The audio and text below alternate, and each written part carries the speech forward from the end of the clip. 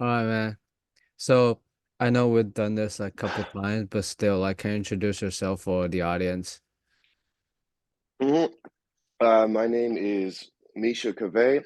I'm a strength and conditioning coach for South Bay Lakers. Eight years head strength and conditioning coach.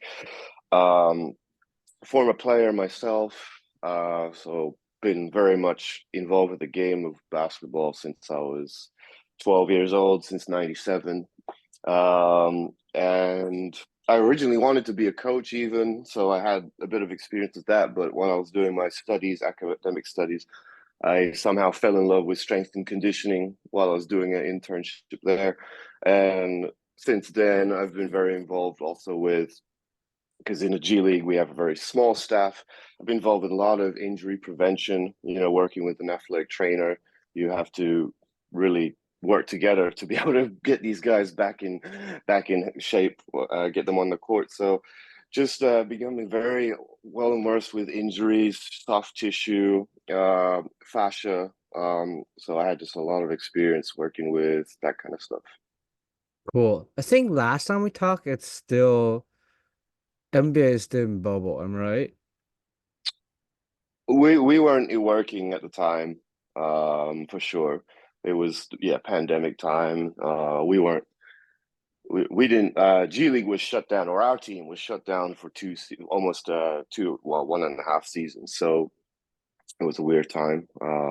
But thankfully we're back in action now.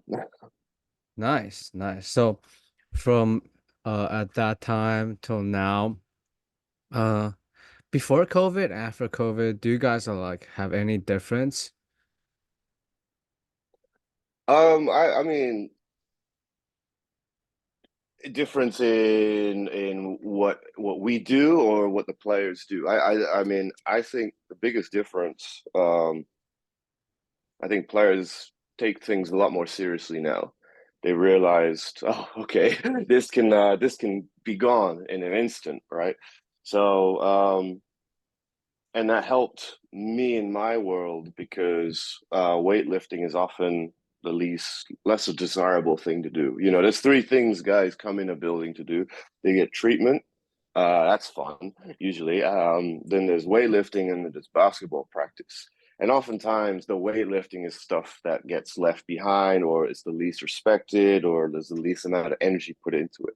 I think since COVID time, not only do players not take it for granted, but also research is also more and more showing that getting stronger really is the best way to create changes in tissue and create changes in neuromuscular dynamics. So we do need to do that, and so it's also been where before it was the athletic trainers just sort of kind of doing their treatment stuff and me doing my weightlifting, and there was some collaboration. Now I feel there's a lot more a collaboration where athletic trainers are telling players, no, you need to lift and we need to get your treatment done so that you can go lift.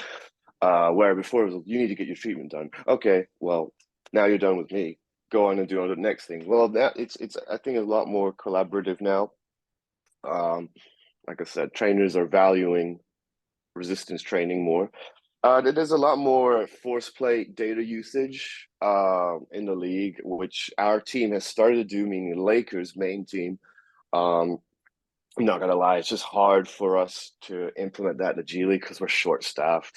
We really are capped off as many responsibilities, and a data collection really kind of needs a person designated for that because it just just extra stuff that you have to do on day. And then this year we've also had a lot of injured guys. When you have an injured guy, it changes your whole work schedule because now you have to come in or do things an hour earlier to focus on that guy. And we've had up to 3, 4 injured guys at a time. So it's just been really difficult to focus on data collection. But I would say force plates, King Attack, even connects on. I mean, that's all stuff that we have in our building, do have potential access to. It's just not being used well enough yet because of lack of resources, I would say. Nice, nice. So, um, we talk a little before the podcast, and for after like I think like 2 years of from the last one, do you think that your approach to training, your approach to recovery have changed? Little bit, because I wanted to improve my general strength and conditioning sort of mindset. And again, it's not like uh there's nothing like magic or anything new that I tried. I just really talked to the Lakers strength guys, try to pick their brain.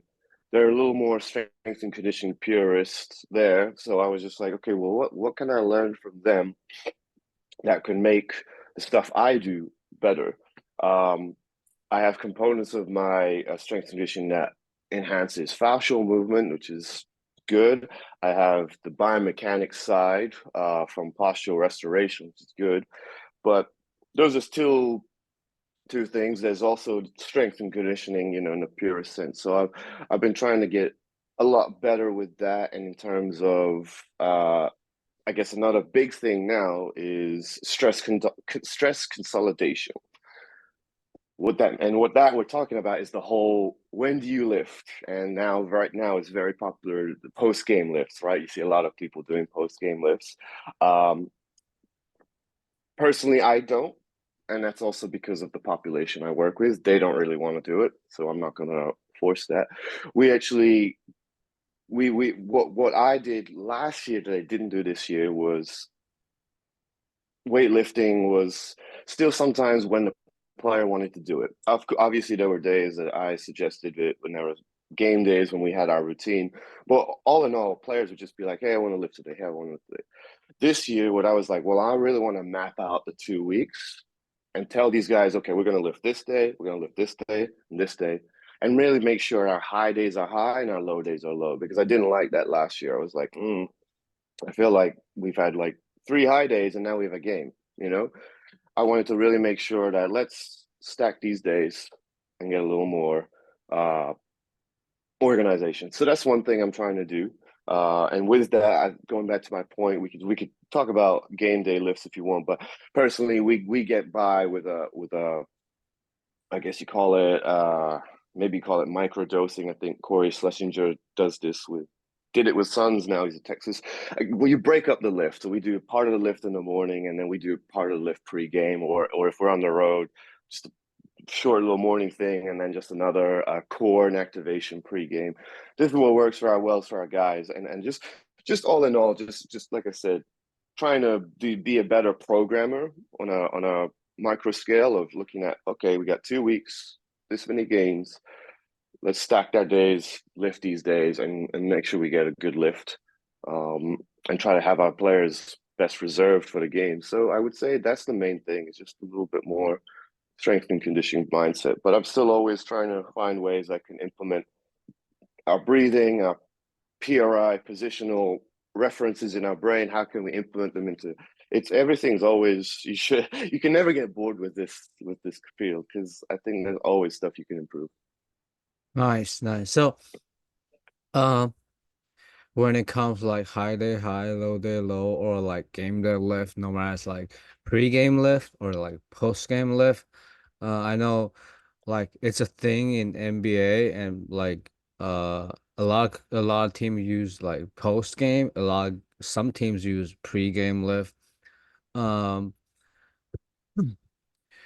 do you think that or personally, do you think that in a crazy schedule like this, putting like high stress day, lift them high, like just stay high day high, low day low, it's gonna help them recovery better? Exactly. Like, I don't necessarily think that's the be all and all way. I think that there should be, obviously, you should somehow consolidate so that not every day is like up, up, up. But I also don't necessarily think that, okay, if we lift post game because theoretically it gives them the maximum amount of recovery time and then doesn't interfere with the next game, that's one way to look at it. But another way you can absolutely look at it is okay, well, you're going to go to bed later. You're fatiguing their stressors that much later into the evening. And sure, there's a mindset of, okay, at least I got my work done. I can just sleep in all day tomorrow and do nothing and then come back the next day. I honestly don't like that. Because if a player comes to me and like, yeah, let's just say whether we win or lose the game, let's say a player wants to say, hey, I want to come in next day, I want to lift. To me, that's a good thing because I think they're getting themselves moving. I don't have to push them and kill them. I can make the lift in a way where they're gonna get some work done, but all in all, they're reciprocating, alternating, they're moving, and they're gonna walk out feeling better than when they came in. To me, that is a part of recovery. I think it all comes down to what are you trying to stress in your workout? Are we trying to hit a very big, heavy loading day, etc.? Well, you're going to have to put that on the right time where they put all their effort into their big lifts. Yeah, they'll probably be tired, maybe a bit sore, but then they'll be adaptation, whatever, they're ready to go, right? Then there's maybe we have a game coming up. Well, that's a good time to adjust the lift and make it more of a velocity-based lift, for example. Let's move weight fast because then you're less likely to get sore and then more likely to feel ready to go the next day. It all depends on what are you trying to achieve. And also we do have a long time. Season is a long enough time. And so therefore for me, I think the most important is just being consistent. If you're getting in there consistently, doesn't matter if we're really going to push the guy or not. Doesn't matter if, pre-game, post-game. I think the most important is that you are consistently moving. We'll make improvements down the line, but even then, if we're playing games every other week, you never really want to push the weight that much. So it just has to, you have to take it again week by week. Think, what do I want to push here? I got 3, 4 games, couple of days here. Okay, we could start with some loading because we have a couple of days, get some stimulation, but then we can back off and focus more on velocity. Um, and exactly, you have to ultimately keep these guys ready to play because we are in season. Games are for off season, and most important is, like I said, just keep your check marks consistent, and the guys will improve. You don't have to be thinking like long-term development all the time. They will improve just by coming day in day out to the weight room. Nice, nice. So, uh, in this season, you more like implement a pre-game lift. Does that mean that your pre-game lift is more like uh waking up the nervous system, like maybe a little bit like uh tend to like velocity based training, but in light. And when they want to lift after the game, like game day, like yeah, after the day, it's maybe more like recovery. Hmm. So exactly. During a pre-game, it should be something that's stimulating in a good way. And again, we could look at this in all kinds of direction. All in all, before a game, I would think velocity-based training or some kind of core stability training. If it's some body weight movement stuff, that works best because ultimately we're going to feel ready to play. Um, Now, in some cases, when your athletes are very well conditioned, they know what they're doing, they know what they're capable of, and I think the Miami Heat does a little bit of this. They will do like a heavy deadlift pregame, maybe like 1 or 2 reps.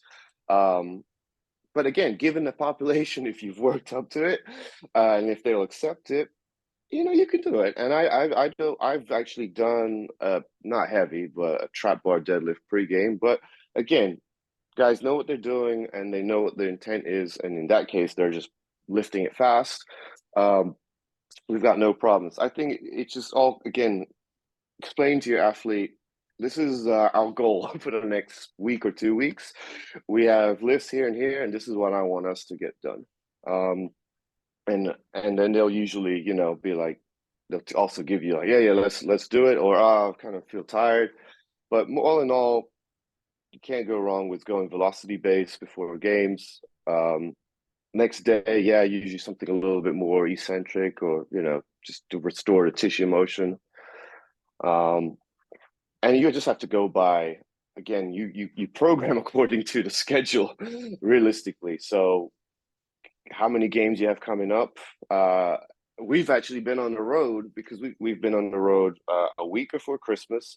Then we had 4 days break for Christmas, and then wow, we've been on the road again for almost over a week.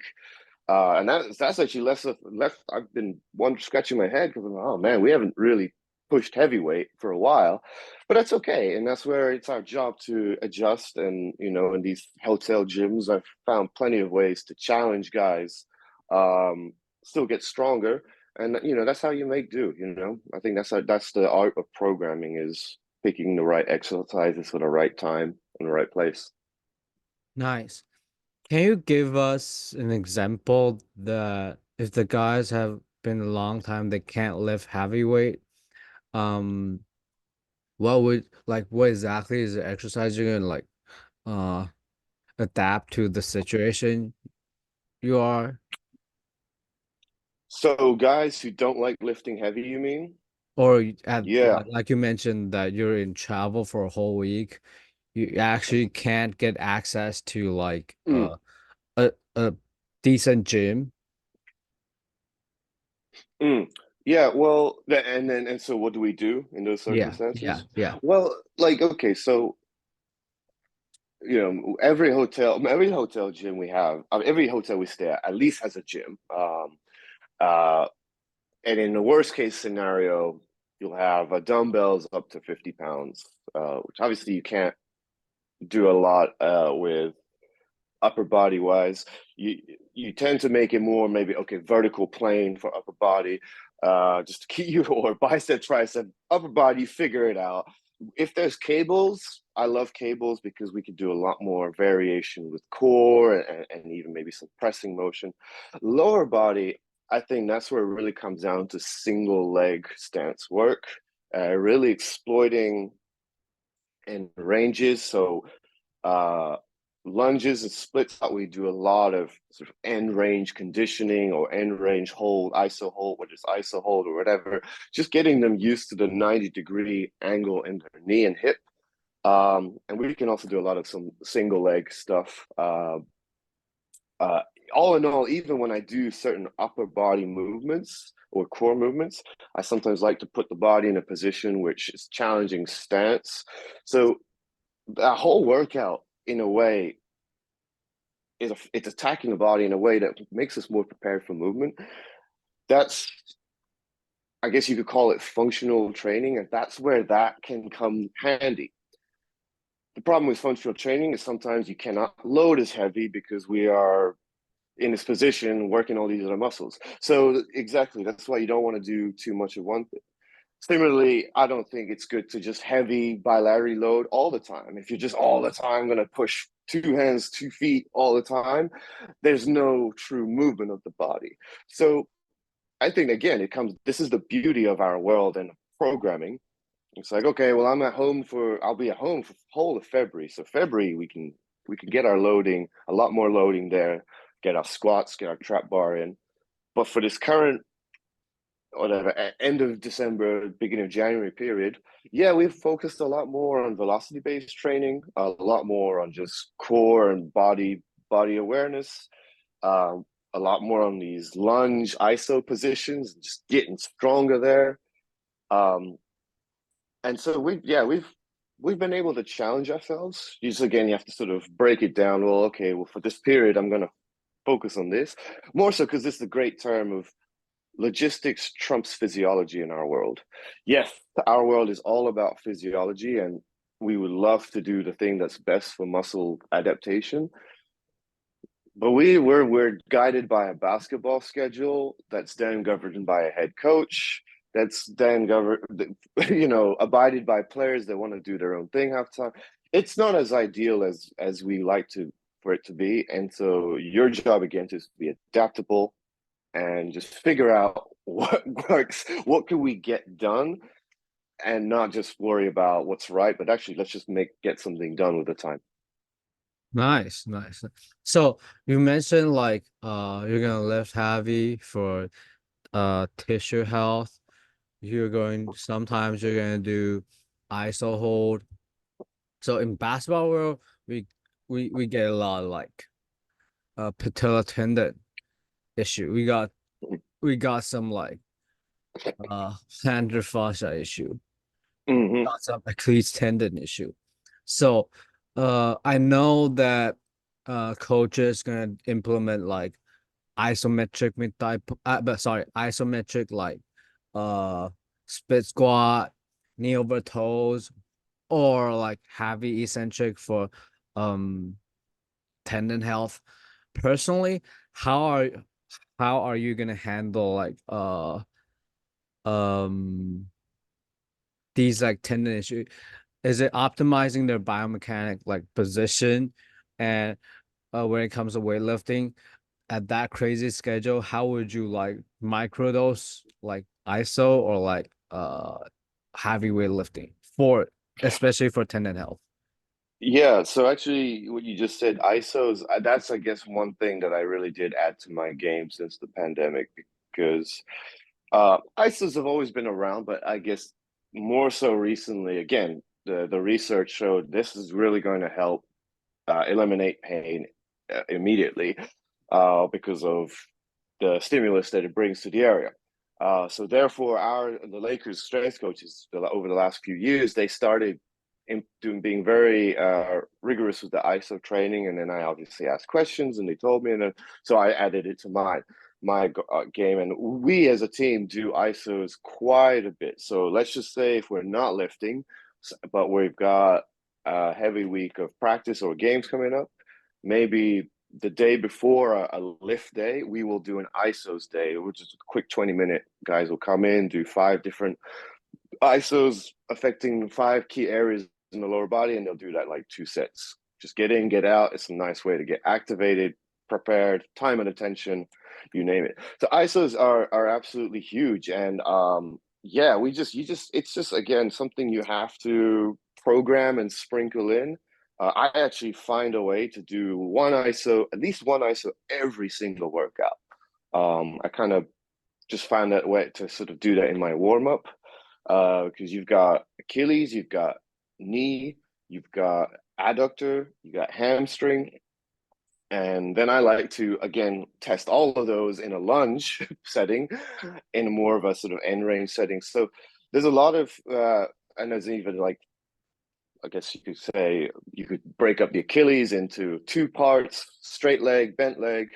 So there's a different variation. So there's always time we can sprinkle that on, especially pre-game on the road where we don't necessarily always have.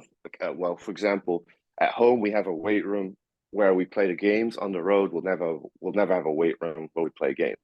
So that's a perfect time for us to always be hitting the ISOs. And yeah, they really work. Like, guys love them. Sooner or later, a knee leg extension machine is going to be one of the most valuable pieces of equipment in a weight room because every day guys are on that holding an ISO because it really does work. But of course, there's other elements you need to add to it. I think, yeah, at the time there and then it helps build some strength. But like you said, there's other factors to it. So take the knee patella.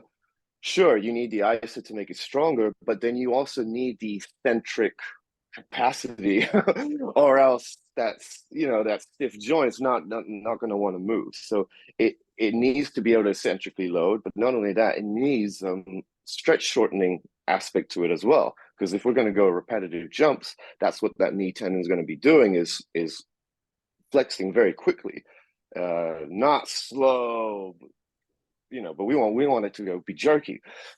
And so, like you said, with the biomechanics, one of the things I call one of these phrases I have when it deals to knee pain, there's 2 ways to look at it. You attack local area of the knee and make it stronger, but then you attack other areas to take the pressure away from the knee.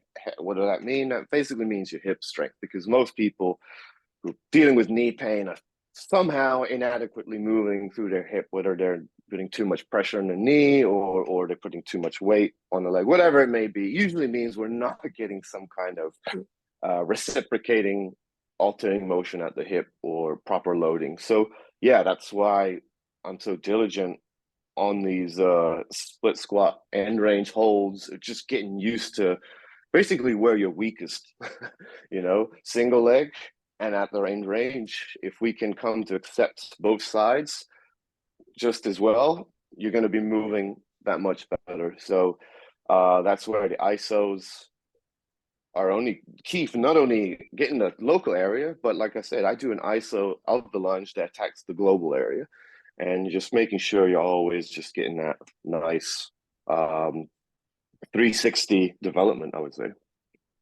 So is it like uh just holding lightweight and like holding like 30 seconds, or you go heavier?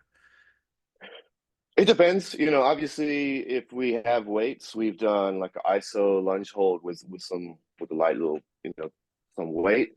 But usually with ISO holds, we like if it's like a lunge, I'll do more body weight because it's that's intensive. Here's the thing: at first, even players like, oh my god, ISO lunge, geez, but I literally do it over and over and over to a point where they kind of like, all right, I'm kind of used to it. That's what I want. I feel, in my opinion, I think if you struggle holding a lunge, or if you're really rejecting it, that's not a good thing.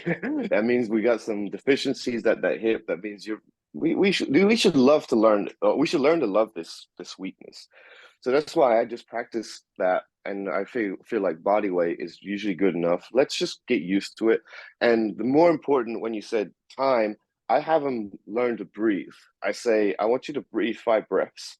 If you want to breathe 5 breaths quickly, you breathe them quickly. But the most important, you work on your breathing, and that's when you actually your mind starts to settle down a bit, and you're like, okay, I can just focus on this to not be thinking about, oh my God, I don't want to do this. Oh my God, this is so hard. This is so hard. Uh, Learning, getting an athlete to love an exercise is really everything. And sometimes they won't love an exercise, but you as a strength coach know, well, this is really good for you. So that's the goal, is having them to have that buy-in. Nice, nice. So is this like how many athletes you work at a time? So you get to like get to coach them or get to ask them to do breathing at the same time while they do ISO hold? Well, that depends on the athlete. So I implement a lot of elements of breathing. All my athletes know I usually never set a timer on for any static hold, whether it's a side plank or anything that's static. I tell them you can count 30 seconds, but I say I'd rather you just breathe. Just breathe 5 breaths. That usually equates to about 30 seconds. And again, the more in tune you get in, you can elongate. And now we're going into 45, whatever seconds. Um, some guys just don't want to do it. Or they just, they're not about it. And that is the way it is. Last year I had a very serious group that were just, they bought in on everything I told them. It was a great group. This year it's just different. Younger guys, less leadership. So you have to also adapt on your end. Um, but it's what I call the ultimate. Like if you are holding a position, a challenging position, and you're just there and you're just breathing your 5 breaths, I think that's the best. Because again, you can elongate the time the more in tune you get in with it. We know you're in a good zone because you're focusing on the good stuff. And meanwhile, you're holding this athletic position, getting our joints strong with time and attention. It's a winner. Yeah. So I like that you implement a lot like breathing into your training or its activation, whatever it is. But I personally like it because like when I first got into this field, it's like lifting heavy. It's like power clean heavy. It's like triple extension.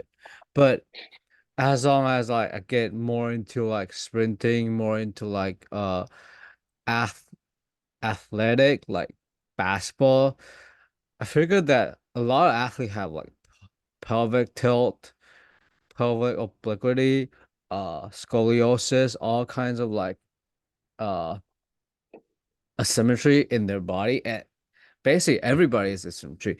And I Mm-hmm. personally use like breathing or like I know some guys gonna call it like uh three breathing technique to help me correct my uh scoliosis, and also it helped me have like better pelvic position. So I used to have like low back pain. I used to have tightness in my adductor, couldn't feel my glute, but just simply like breathing correct my like mechanics.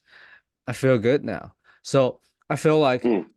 I really love that the first two podcasts we discussed a lot about like uh adductor, a lot of like how breathing help, and now you also implement like breathing into your ISO hold. I enjoy this. Yeah, yeah. Well, this it's here's the thing. If you want to lift heavy, you're gonna lift better if you do proper breathing. That's one of my biggest things with deadlift. I have to tell them, look, if you do it this way, where you sort of break it up into sort of one lift at a time, and you really exhale through your movement, you end up being so much more powerful. And actually, even not even just deadlift, even like I've seen it on squat or lunge, where I tell them cue your exhales, you push that floor, really think, push the floor and breathe out. That bar goes flying all of a sudden. And you're like, yeah, because if not, you start holding your breath and you'll exhale at the top of the movement. And it's just not quite the same rhythmical flow as exhaling and pushing through the movement. That bar will fly. It's a different level of output. And that's where I've seen guys like being like, yeah, I'm deadlifting. I mean, I've almost like deadlift is one of them things you'll get guys very hesitant on because of the back, but almost the entire team now is getting into the 300-pound ranges with deadlift. And obviously, they probably could do way more, but it's just that mentality of, yeah, they're not afraid of it because now they can control it and they know how to work their system that much better. This is all to the power of breathing. So it's incredibly relevant in our field, not only for heavy, not only for the control of isolation, but also again for the recovery and I don't know what to say, not rejuvenation, but just bringing us back to some neutrality. Like you said, I'm falling into end range, more excessive lordosis. Well, that is because of athleticism is this constant explosive action, and that is your lower back never ever getting a chance to break. Well, how do we detrain how do we train that for it to take a break? Well, some of that comes down to our breathing dynamics and altering positions. And as you notice, it's affecting groin adductor balance as well. It goes very deep into restoring how we feel, how we move. So yeah, it's huge stuff. Nice. So we all I'm also gonna like discuss like biomechanics and like uh when it comes like basketball, there's tons of like deceleration, change of direction. And I know like um when it comes like deceleration, hip internal rotation, knee internal rotation, like ankle like is it supination? All right. Pronation usually, I think, Yeah, is yeah, your sorry, internally pronation. rotating. Because my mind is works like Chinese. I can't figure out the Yeah, no English. worries. So, um, besides this, well, how would you look at like deceleration and like change of direction? Well, exactly. That's on a minor scale. If you look back at if you zoom out, a lot of what you see was deceleration. A couple of things. So first of all is stacking of our body. So we are this big, like an earthquake proof building is how our joints are made to move, right? Every as we're walking, just a simple act of walking, which is no change direction, there's already swaying going on that we're not aware of, but it's happening in our body.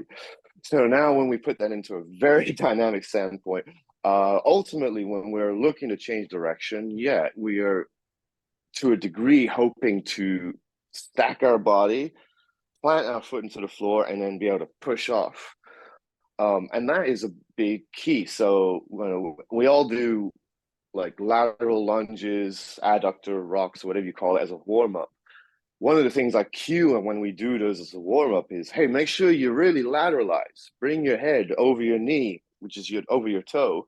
Make sure we're all the way over, and then reciprocate, get all the way over there. Because if you don't, that's where, yeah, your knee starts now caving out because your center of gravity is kind of in between all these weird patterns, right? Uh, it's how we get groin pulls and whatnot.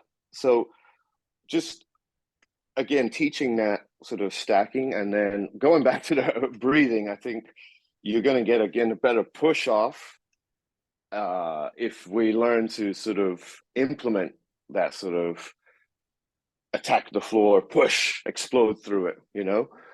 Um, so basically, that's what was when it comes to change of direction, you know, you have to, you know, there's a lot of obviously plyometric elements, stretch shortening elements that go into it. But to start with, we have to make sure we lateralize properly. And we have to make sure we then engage off the floor properly. And that's where the single leg stance work is key. Again, can we handle the end range position? Because if we can't, that might be a problem. And so that's why we initially, at first, start to attack, change of direction is, you know, lateralization, proper attack, plant pushing off the floor, and then because I do like plyometrics, and I do think they could be again micro dosed here and there to keep our guys into it, whether it's intensive or extensive.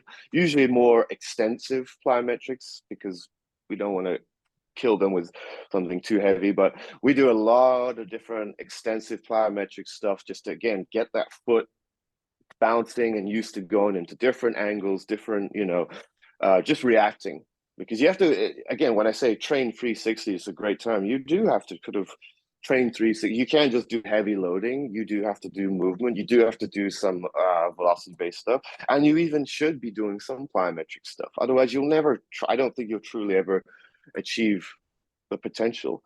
If you do, similarly, if you only did plyometrics and that kind of stuff, and you never did heavy loading, I think that would be a mistake. I think you'd be missing out on potential. So, I like you said like stacking or like moving the center of mass because like at the end of the day, change no matter change the acceleration, deceleration, change direction, it's actually like manipulating our center of mass, like correlate to our hip position, correlate to our foot position. I like that. mhm.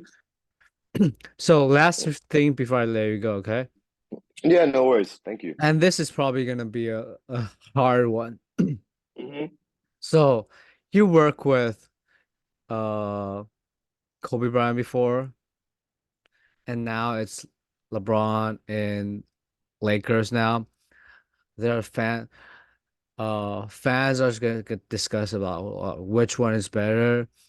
I'm not gonna ask like which one is, but do you think that the city or the organization or um how are people like um perceiving these kind of difference, and how is the city different? Like, Um, LA is a tough place.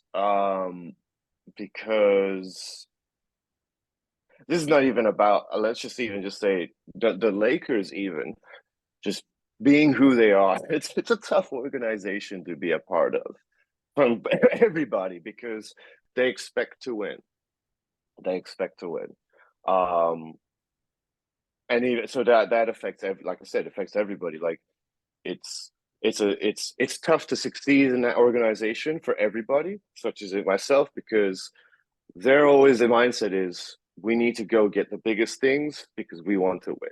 So with that creates this expectation, it creates this aura of superstar championship Hollywoodness.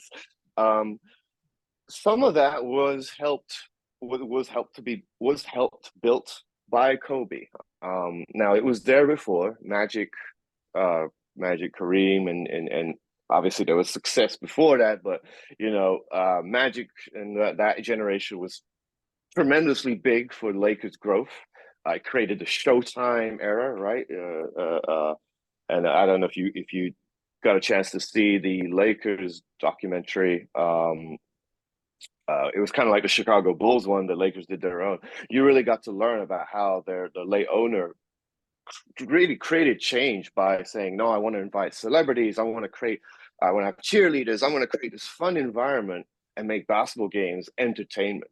And that was the Lakers literally the start of that. Before it was just basketball game, no, like none of all the stuff you see on the sideline, cheerleader, all the halftime shows, none of that, right? So that was the start of it, just this golden era of Lakers. And then once they got the magic of Shaq, not the magic, Magic Johnson retired. Once they got this incredible duo of Shaq and Kobe, which is the era I grew up watching, that put the Lakers probably on the biggest pedestal they could have been on, because they were larger than life at the time, unbeatable almost. Two very different superstars of magnitudes that we could talk about for days about how great they were, right? So that already creates such a big expectation. They win five of them, three-peat, which is an incredible thing. And then they all, Shaq leaves, it dies down for a bit, and then that was Kobe's now rise. So then, and that because they that's when they win the other two, and so I think in that period when Shaq left, I do think the city, some people they weren't too happy with Kobe, they wanted Shaq, and then Kobe was also fighting some things in the courtroom that he was going through a bad time.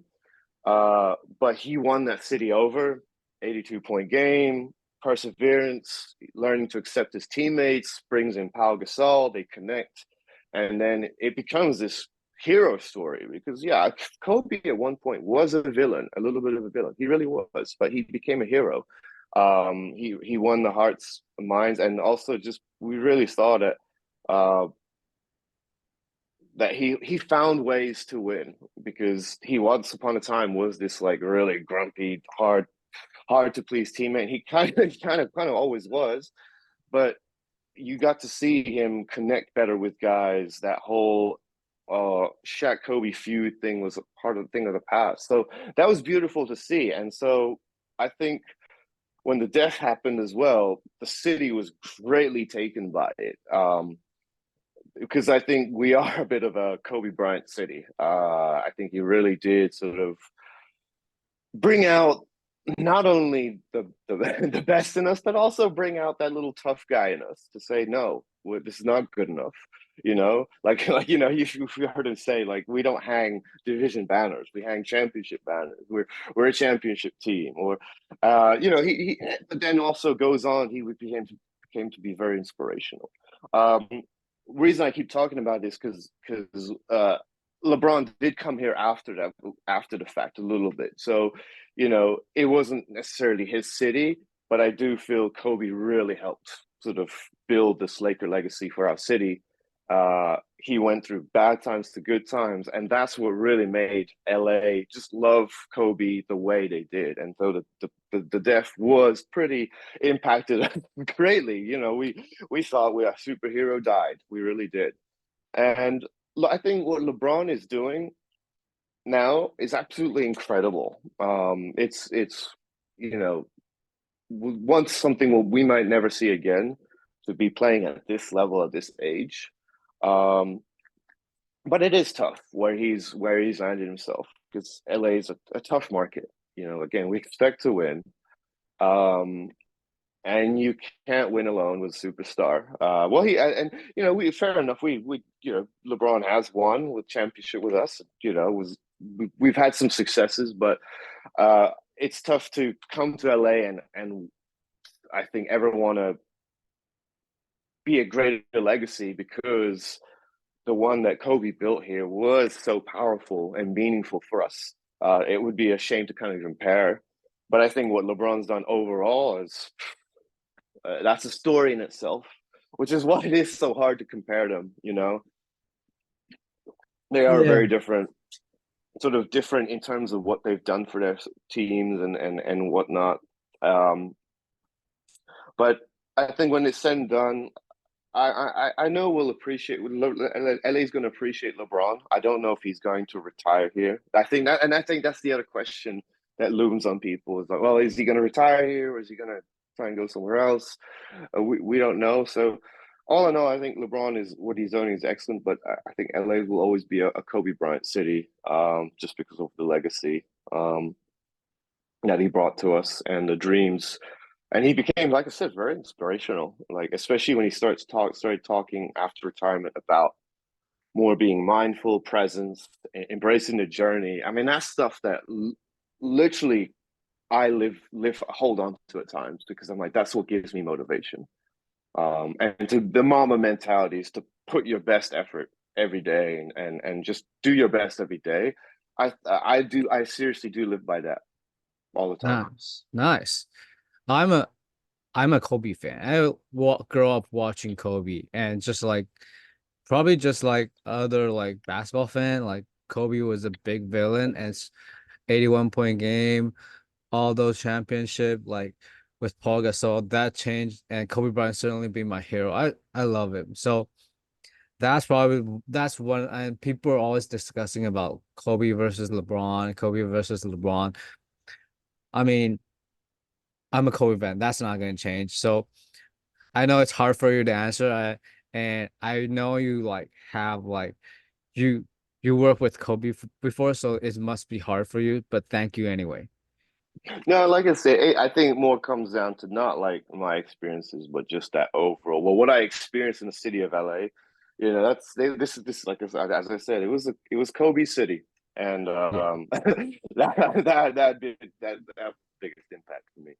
nice, nice. So that's all I have for you today. Okay, so for those who are Yeah. interested in what we're talking about today, where can they reach out to you?